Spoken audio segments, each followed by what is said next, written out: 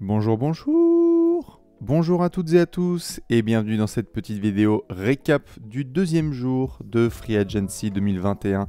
Installez-vous tranquillou comme d'hab, comme hier, une petite vidéo récap pour que vous ayez toutes les informations, pour ceux qui n'ont pas pu voir, celles et ceux qui n'ont pas pu voir, toutes les signatures qui ont eu lieu sur les 24 dernières heures. Vous étiez nombreux à vivre le début de la Free Agency avec Bibi, avec toute l'équipe de Trash Talk. La première nuit avait été épique. La deuxième journée a été pas mal non plus, et donc forcément on va vous faire un petit récap. Regardez-moi ce magnifique visage, il est plutôt ici, celui de Stephen Curry. Je vous laisse bien évidemment faire chauffer le café. On va commencer tout de suite évidemment avec cette grosse info qui est tombée hier, la prolongation de contrat de Stephen Curry chez les Warriors. Il reste, ça fera 261 millions de dollars sur les 5 prochaines saisons. Je répète, 261 millions de dollars pour Stephen Curry. Sur les 5 prochaines saisons, on va avoir même une saison 2025-26 à près de 60 millions de dollars rien que pour Stephen Curry. La bonne nouvelle pour les Warriors, c'est évidemment que le chef reste du côté de San Francisco. C'est aussi le fait que Stephen Curry se rapproche de plus en plus de ses carrières mythiques, celles des joueurs qui sont dans une seule et même franchise. Dans tous les cas, on a mis clairement le verrou sur Stephen Curry du côté de Golden State. 261 millions de dollars sur les 5 prochaines saisons. Ça, c'est la bonne info. Je rappelle bien évidemment que si vous voulez retrouver toutes les signatures et les informations de la Free Agency 2021, vous pouvez aller sur le site de Trash Talk. Regardez ce tableau, comment il est magnifique. Il est mis à jour chaque jour, tout simplement, par l'équipe de rédaction de Trash Talk, et donc vous pouvez retrouver absolument toutes les informations qui concernent vos joueurs et vos équipes préférées. N'hésitez pas à aller le checker, je le mettrai comme d'habitude en commentaire épinglé de la vidéo. Ce sera plus pratique comme tout le monde ainsi. Du coup, on va devoir enchaîner et vous présenter un petit peu les infos qui ont eu lieu sur les dernières heures, les 24 dernières heures maximum, on va dire. On commence évidemment du côté de Los Angeles avec cette grande nouvelle qui est tombée, vous l'avez vu, c'est l'association Carmelo Anthony, LeBron James, les deux copains de la draft 2003.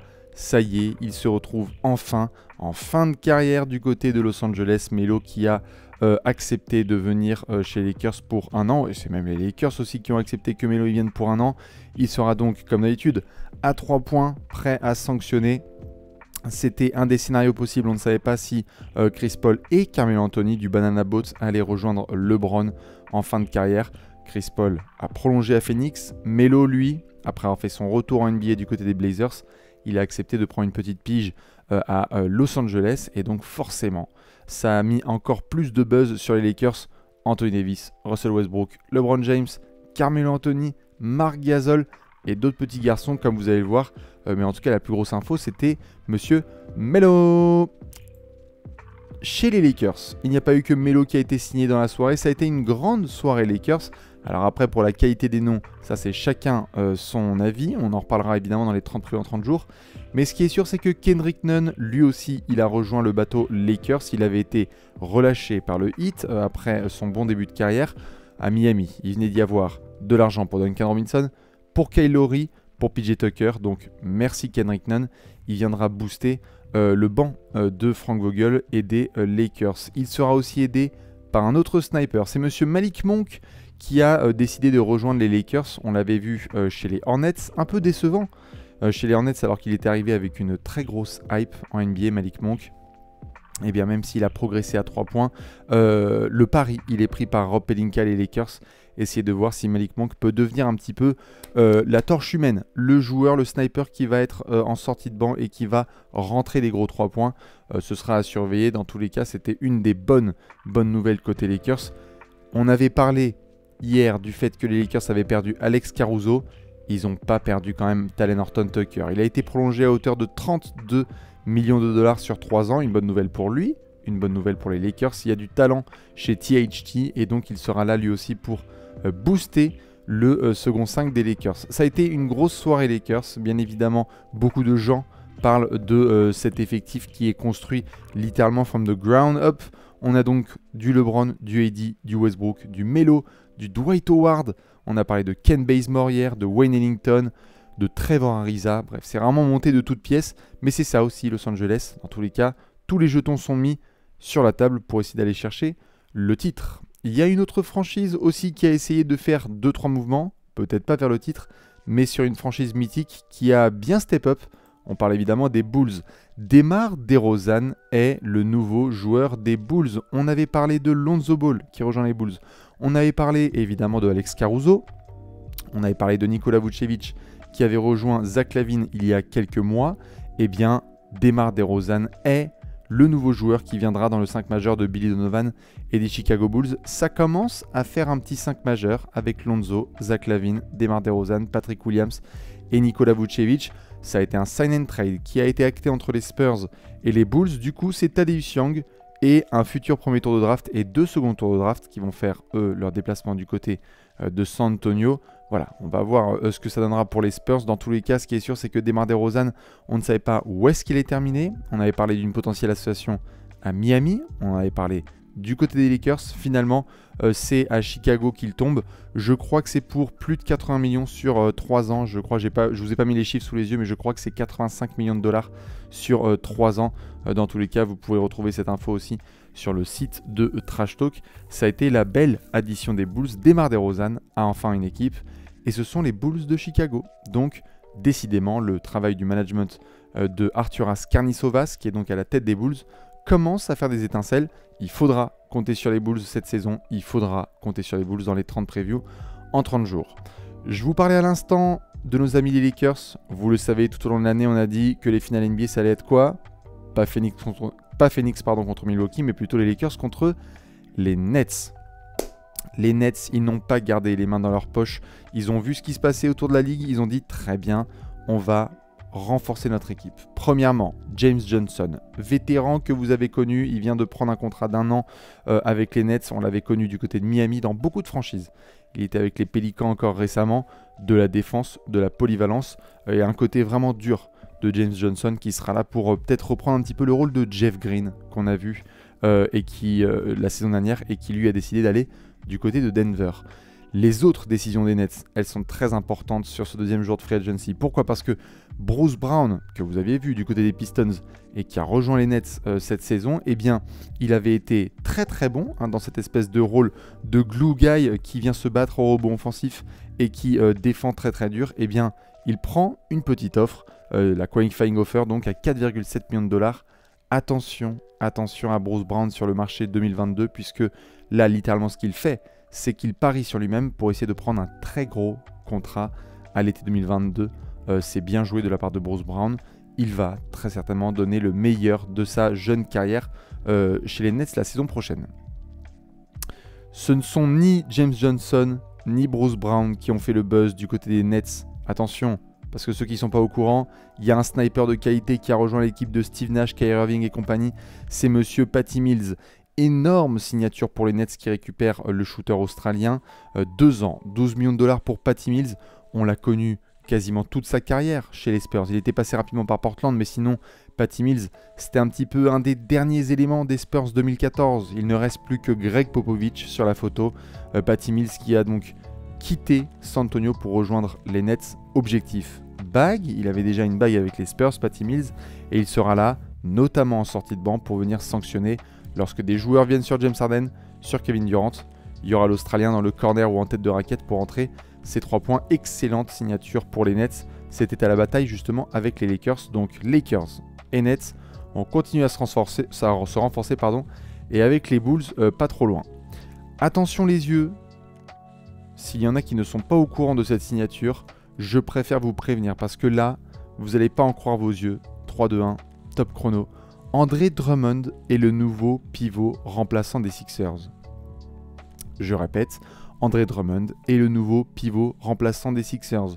Oui, Andre Drummond va bien être le backup de Joel Embiid. Comment ne pas forcément avoir des yeux grands ouverts? Quand on se souvient de la rivalité entre ces deux garçons, Joel Embiid qui avait affronté Andre Drummond à plusieurs reprises lorsque Drummond jouait avec le Pistons, il avait dit qu'il avait carrément installé du logement dans la tête de Andre Drummond, que c'était sa victime préférée. Andre Drummond avait répondu en disant « Je parle pas à un mec qui sait pas jouer les back-to-back ». Bref, 2 joueurs qui se détestent mais qui aujourd'hui se retrouvent. Beaucoup d'interrogations du côté de Philadelphie sur la pertinence de ce choix. Ça veut aussi dire qu'on va difficilement avoir Ben Simmons qui va rester, parce que Ben Simmons et Andre Drummond, bon bah là, à ce moment-là, autant ouvrir un bricorama. Ce qui est sûr et certain, c'est que Dwight Howard, qui était le backup de Joel Embiid, est lui parti chez les Lakers pour retrouver l'équipe de LeBron. Et il fallait un pivot remplaçant. C'est donc Andre Drummond qui va essayer de relancer sa cote en étant le pivot remplaçant de Joel Embiid. Ce sera très intéressant de voir l'alchimie entre les deux sous les ordres de Doc Rivers. Pareil, on en reparlera dans les 30 prévus en 30 jours. Il y a eu aussi de l'autre côté de la conférence, donc pas conférence Est mais conférence Ouest, il y a eu aussi un gros jeu de recrutement. C'est du côté du Jazz qui a signé 2 joueurs vétérans. Le premier, c'est Rudy Gay. Très demandé Rudy Gay, il était là aussi annoncé chez les Lakers et chez les Nets. C'est le Jazz qui a récupéré Monsieur Rudy Gay. Excellente opération pour eux lorsqu'ils ont eu des soucis, on s'en souvient en playoff, quand il fallait jouer avec des line-up un petit peu plus petits, sans forcément avoir Rudy Gobert, peut-être parfois des 5 avec Rudy Gay, qui peut par exemple être pivot ou ailier fort. Ça va être très pratique. En tout cas, il vient booster littéralement le banc du Jazz, et il n'est pas seul, parce qu'on venait de vous parler d'une petite rivalité. Regardez-moi ça, Hassan Whiteside va devenir le pivot remplaçant de Rudy Gobert. Hassan Whiteside, vous lisez bien, c'est Adrian Wojnarowski qui a rapporté l'info. Hassan Whiteside qui a donc signé un contrat avec le Jazz, je crois que c'est pour 2 saisons si je ne dis pas de bêtises. Et donc on savait qu'à Utah, il y avait eu le transfert de Derek Favors il y a quelques jours pour essayer de faire de la place dans la banque. C'est Hassan Whiteside qui va devoir poser ses muscles et sa protection d'arceau derrière Rudy Gobert. Alors, oui, rivalité, parce qu'on s'en souvient que Rudy Gobert et Hassan Whiteside, c'était pas forcément l'amour total, notamment au niveau de la vision de l'impact dans le jeu. Mais là, il va falloir collaborer. Donc, Joel Embiid et Andre Drummond d'un côté, Rudy Gobert et Hassan Whiteside de l'autre. Je pense que ça va être assez intéressant à suivre en termes de pivots qui doivent bien s'entendre. Nos amis les champions en titre, on a vu qu'ils étaient particulièrement actifs pour récupérer Bobby Portis, ils l'ont prolongé 2 ans. Ils viennent de récupérer aussi George Hill, qui était passé par Milwaukee par le passé. Il avait fait une énorme saison à 3 points avec les Bucks. Puis ensuite, on l'avait vu du côté de Philadelphie, oui tout à fait, récemment, et un petit peu avec le Thunder, mais vraiment en passage rapide. Eh bien, il retourne chez les Bucks. Ce sera donc en sortie de banc pour venir aider les champions en titre. Ça a été la première signature de la journée des Bucks le lendemain de Bobby Portis et le lendemain aussi de la perte de PJ Tucker. Et c'est Rodney Hood qui va venir après avoir joué récemment du côté de Portland et de Utah. On va voir si Rodney Hood peut s'intégrer dans l'effectif de Mike Budenholzer. Du shoot à 3 points, de la défense, mais toujours autant d'interrogations autour de Rodney Hood. Est-ce qu'il peut tenir sur 2 jambes? C'est ça justement la grosse question qu'on va devoir se poser. New York. On avait parlé de New York évidemment hier avec 3 grosses infos. Il y avait eu Nerlens Noel et Alec Burks qui étaient restés. Il y avait Derrick Rose qui avait prolongé. Il y avait Evan Fournier qui avait signé. Et bien c'est Taj Gibson qui va lui aussi revenir pour le plus grand bonheur du Madison Square Garden et de Tom Thibodeau, son coach de toujours à Chicago. C'est la réunion littéralement entre Derrick Rose, Taj Gibson et Tom Thibodeau. Et donc Taj Gibson va continuer à jouer des muscles et à apporter cette intensité et ce jeu physique qui plaît tant au public new-yorkais. Ce sera intéressant à voir évidemment, en attendant peut-être ensuite la fin de carrière de Taj Gibson, parce que quand même ça commence à bien grincer. Du côté de Portland, on a pas mal rigolé du fait que Damian Lillard demandait du renfort et qu'on avait vu Cody Zeller débarquer, un petit peu de dureté au poste intérieur. On va apporter de l'expérience et de la défense sur le secteur extérieur. C'est Tony Snell qui rejoint les Blazers de Damian Lillard après une grosse saison avec les Hawks. On le sait comme d'habitude, Tony Snell à 3 points, c'est excellent. Très fort sniper et de la bonne défense. C'est pas la signature du siècle, clairement, ce qui fait poser des questions sur la prolongation de Damian Lillard, ou du moins le fait que sa carrière se prolonge à Portland. Mais dans tous les cas, Neil Olshey, à la direction des Blazers, essaye de ramener des petites pièces. Il y a eu la prolongation de Norman Powell, et il y a désormais Tony Snell qui sera là en sortie de banc pour Chauncey Billups. Le Magic avait déjà Mo Bamba et Wendell Carter Jr. en jeunes pivots. Il leur fallait peut-être un vétéran pour leur apprendre les ficelles du métier. Eh bien c'est fait. Robin Lopez, qu'on a vu du côté de Washington récemment, et par le passé chez les Bulls ou les Bucks pour ne citer que, les Suns aussi, eh bien il viendra apporter toute son expérience et son côté très sérieux avec le Magic. C'est bien pour Mo Bamba, c'est bien pour Wendell Carter Jr., c'est aussi pour permettre à Robin Lopez de rester en NBA. On le sait, hein, l'objectif du Magic, c'est vraiment de se reconstruire. Eh bien, c'est important dans les reconstructions d'avoir un vétéran capable de taper un petit peu sur la nuque des jeunes lorsqu'ils font un peu n'importe quoi.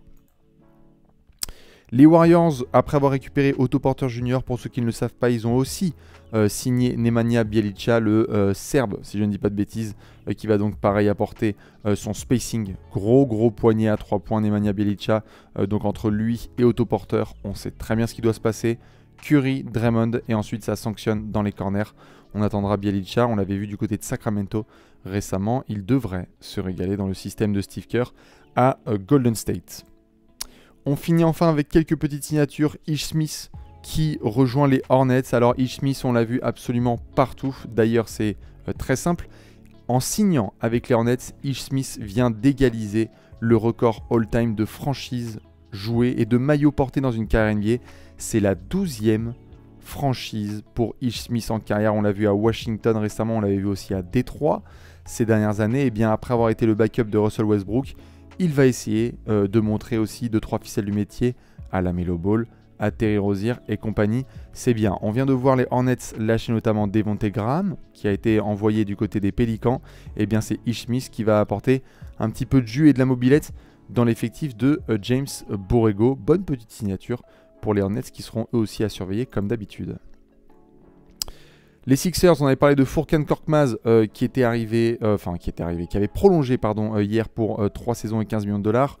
On vient de parler de Andre Drummond qui vient lui de signer en étant le backup donc, de son meilleur ami Joel Embiid. Et c'est Georges Niang qui a quitté le Jazz pour signer à Philadelphie. Georges Niang, il était à Utah, adresse à 3 points, pas le plus grand des athlètes, mais on voulait voir justement ce que les Sixers allaient nous concocter. On se pose des questions évidemment sur Danny Green. Il est probablement sur le départ. Peut-être que dans un autre registre, mais avec de l'adresse quand même à 3 points, Georges Niang, il pourra être utile. On continue à peaufiner un peu l'effectif de Doc Rivers en attendant de voir ce qui va se passer avec Ben Simmons. Et enfin, pour terminer, vous le savez, le Heat a été en tête de l'actualité ces dernières heures et ces premiers jours de Free Agency. Jimmy Butler prolongé, Kyle Lowry signé. On a aussi prolongé Duncan Robinson, on a ramené PJ Tucker.